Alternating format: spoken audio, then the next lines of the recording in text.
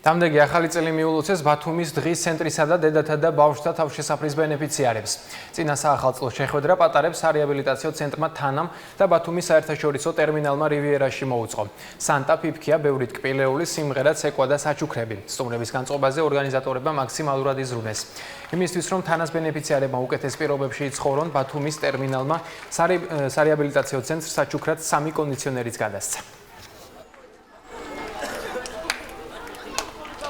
სოციალური აქტივობების ორგანიზება ჩვენი პრიორიტეტია. წელს ბათუმის ტერმინალი პირველები ვართ, ვინც თანას ბენეფიციარებისთვის წინა საახალწლო ღონისძიებას გავუწიეთ ორგანიზება. ეს ადამიანები ჩვენი საზოგადოების ყველაზე ძვირფასი და გასაფრთხილებელი ნაწილია. მათზე ზრუნვა ჩვენი განსაკუთრებული მისიაა. დღევანდელი საღამოს ორგანიზება გააკეთა სამედიცინო ასოციაცია თანამ.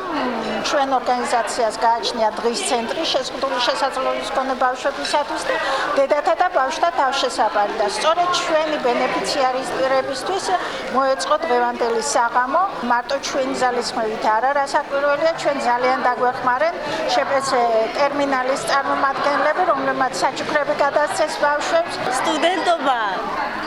სტუდენტობას გავს უბრალოდ ცოტა სხვანაირია.